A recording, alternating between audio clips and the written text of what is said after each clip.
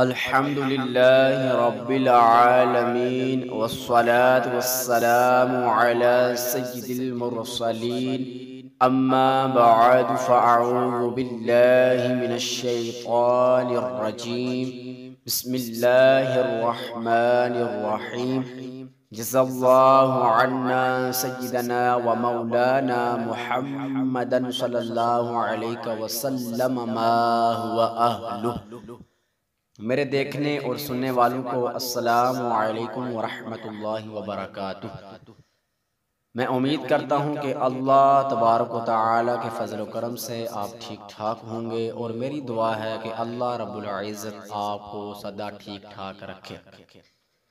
آج اس ویڈیو کا موضوع ہے ارکان اسلام کتنے ہیں۔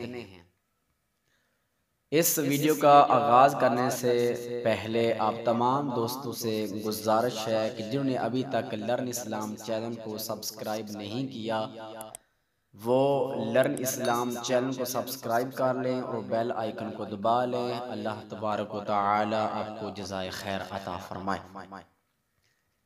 ارکان اسلام کتنے ہیں؟ آئیے سنتے ہیں۔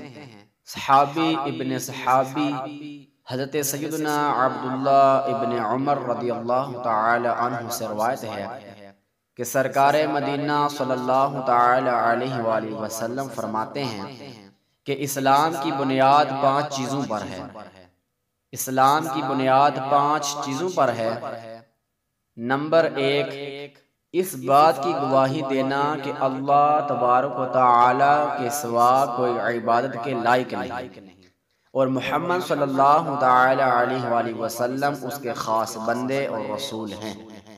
اور نمبر 2، نماز قائم کرنا، اور نمبر 3، زکوٰۃ دینا، اور نمبر 4، حج کرنا، اور نمبر 5، رمضان کے روزے رکھنا۔ اے عاشقان رسول، کلمہ اسلام کے بعد اسلام کا سب سے بڑا رکن نماز ہے۔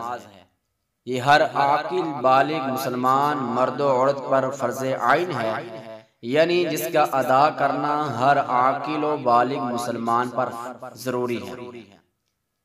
اللہ تبارک و تعالی سے دعا ہے کہ جو کچھ ہم نے سنا اس پر عمل کرنے کی توفیق عطا فرمائے۔ آمین بجاہ النبی الامین وصلی اللہ علیہ وسلم۔